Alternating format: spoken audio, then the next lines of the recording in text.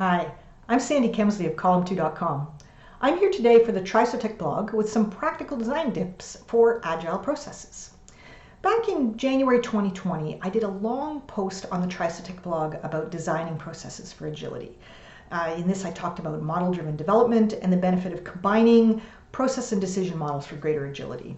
Now, a lot has happened since then, and some of the companies that didn't follow that advice at the time might no longer be with us, or they could be scrambling to catch up with their competitors. Because we've seen a lot of business disruption in the last 20 months, and organizations without agile business processes have a much harder time pivoting to handle change. Now, I don't want this to be just about how to do business during a pandemic, but it has taught us a lot of valuable lessons about how to do business better. What I noticed is that there were two major types of disruptions during this time: disruption to the supply chain and a change in the target market. And if you ignored either of these, it's a recipe for failure. So let's start with the supply chains. We have problems, or have seen problems, in all parts of the supply chain, and these became obvious really early on. Now, in some cases, entire manufacturing sites were unavailable. They had a lack of raw materials, they had outbreaks amongst the workers, they had other local constraints going on, and you just couldn't use those for manufacturing anymore if you were manufacturing some sort of physical goods. And also shipping. Shipping companies reduced the number of cargo ships, and they also stopped serving some markets. So this meant, for example, that shipping containers from some countries piled up in other regions because trade was only going one way. And then we had this boom in things like home improvement. Everybody was at home anyway, and that meant there was a shortage of building materials and the means to ship those materials. Everybody was making bread at home, and there was a shortage of flour, and the same with gardening supplies. All these things that were just changes in how we were doing things in business, but also in people's personal lives, and it impacted the markets and the supply chains. So all of a sudden, that factory that used to make your products can't ship to you out anymore because they're out of raw materials, or they don't have the manufacturing capacity, or they're not even making the right products that you need, or your usual shipping methods are overflowing. So supply chains were a big issue. Now, secondly, take a look at who your customers are and how that has changed. A lot of companies went from serving strictly commercial markets, so selling goods and services to companies, to serving the home or home office market. If you were, for example, a popular webcam manufacturer, you suddenly had your factories in Asia running at reduced capacity.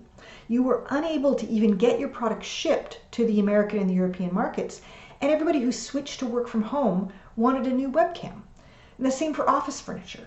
Also for supplies like coffee that people were using more of at home since they were at home all day.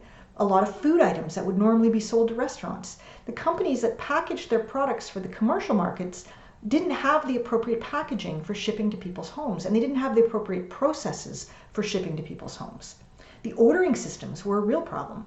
If you moved to work from home and you wanted to buy a really good office chair from a company that normally sold in volume to businesses, they probably didn't even have online ordering or order tracking. They were used to doing big orders on the phone or in person with big companies and not dealing with one-on-one work from home people. So we have these significant disruptions to supply chain and disruptions in the market, the target market, and this caused a lot of headaches, and still is causing a lot of headaches for a lot of organizations that don't have agile processes and decisions built right into their operations. But what if you had the magic ability to be able to change your processes and decisions quickly in order to respond to these challenges? This is what model-driven development does for you. Instead of having your supply chain information hard-coded into your ERP system, you have it modeled in graphical models using BPMN and DMN, and you have it automated using systems that interpret those models directly. So when you have one factory go offline or one shipping method is unavailable, you can use your analysis and modeling tools to simulate new solutions and understand what the impacts will be, and then switch where you're doing production or even what you're making or how you're shipping your product based on the automation in the systems that you have driving all of your operations. Now, if you need to change your product packaging because you're moving from commercial to individual customers, you can now again model the effects of these changes. How is this going to change your manufacturing? How is this going to change the way you sell things? How is this going to change how you deliver the items to the end consumer. And then you can quickly make those changes to your manufacturing to accommodate that. It's all about having agility built into those processes and decisions. And then you can look at moving to automated online ordering processes. So you want to switch from business customers to the consumer market.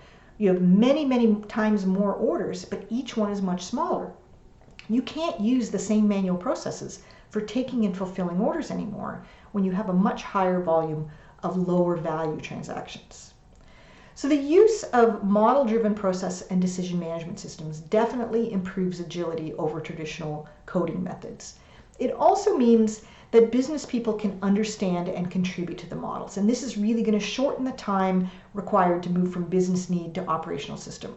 So you move from recognizing a disruption has happened to doing some analysis and figuring out a new solution to actually implementing that new solution in a minimum amount of time. And this is what happens when you have these flexible model-driven systems that are running your operations.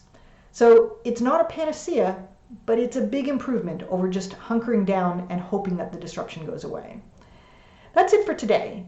You can find more of my writing and videos on the Trisotech blog or on my own blog at column2.com. See you next time.